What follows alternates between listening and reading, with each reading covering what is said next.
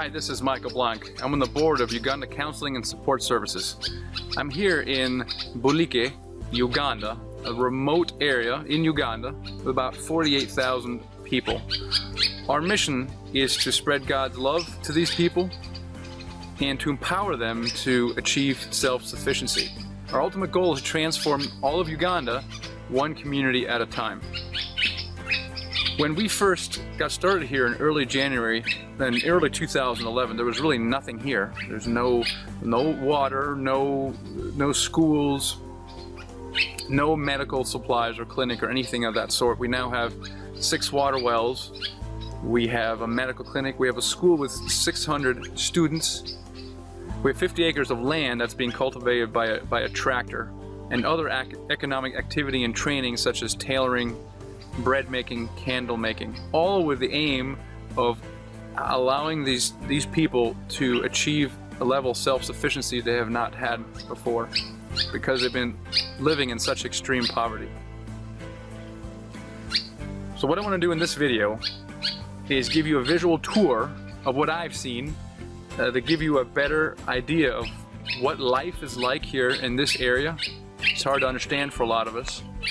And to see what UCSS has been able to do the last 3 years and see what kind of impact it's had on the people here. I think you'll be surprised. So much has been done already, but a lot still has to be done to help these people get on a permanent path to self-sufficiency. I talked with people to try to get a sense of what their lives were like before UCSS got here, and if I can sum it up in one word, it's really hopelessness. My sense is that over the centuries, they've been fighting with extreme poverty, sickness, and death. Any kind of attempt at productivity at all just got them no results, and as a result, they just stopped trying. I think that's probably the best way to describe it. In fact, laziness is probably a key challenge in this area. People are just not willing to work for anything because they just think it's a waste of time. But I can tell you that what I saw in the people that I encounter now, and that's just probably in several hundreds now, I can't confirm that at all because I saw a great sense of hope, of optimism for the future. And while there are challenges, many challenges that remain, there's that one thing now that was not there before, and that is hope. And if you ask them what changed, yes, there's economic development and resources and things of that nature, but really what changed for the first time ever, they got a sense that someone loves them and there's no reason for that love whatsoever, and they also get a sense that there's a God that loves them also, and I think to them that has made all the difference on their outlook. The next is a school, which I thought was the most exciting part of the trip, really. Now, there is a government school in the area. That's about 20-30 minutes away from the mission house. But as you can see here, it's very old, rundown. There's no doors or windows. And Ronald told me also that the budget does not allow for school books or anything like that. And the teacher-student ratio is very poor. This is what it looked like before the school was built. And this is the property of the school with the borehole in front. There are the 4 buildings together. And here's kind of a tour of the school area there. This is the 5th and 6th grade schoolhouse that is still under construction and almost done, as you can see. But we need to build one more like this to get the P7 and the library so that the government will come in and subsidize the operation. We also visited the secondary school, the high school. It's about an hour and a half away from Bulike. It's a private boarding school, and we have scholarships for 25 of the kids. And secondary school is particularly important for the women, the girls, because after primary 7, if they don't go to school, there's no vocational school, they're likely simply to get married and have kids.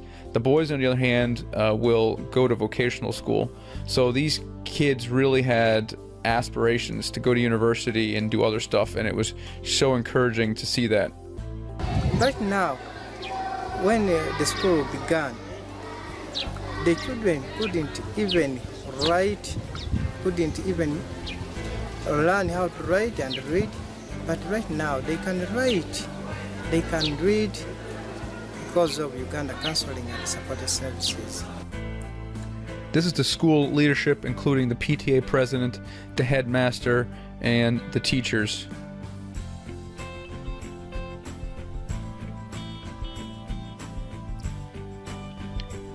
And then join me as we tour the school.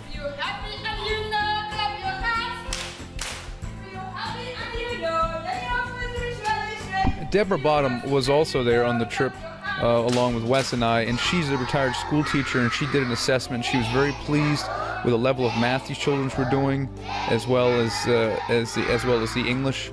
And Derek, who came afterwards, he was there in January. He observed that the level of English by these children was much better than it was 6 months ago. So it really is encouraging.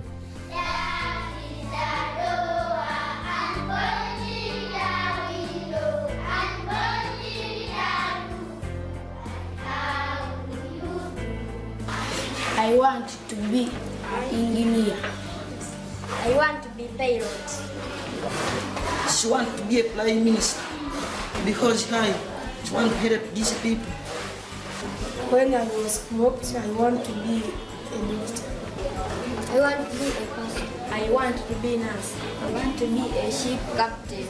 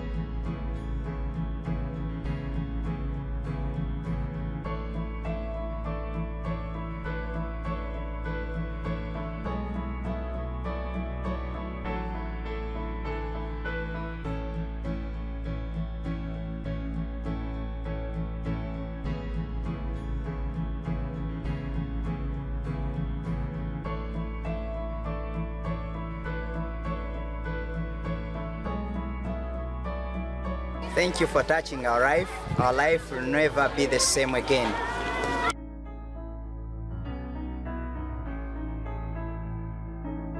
Webale. Webale. Webale. Webale. Webale. Webale. Webale.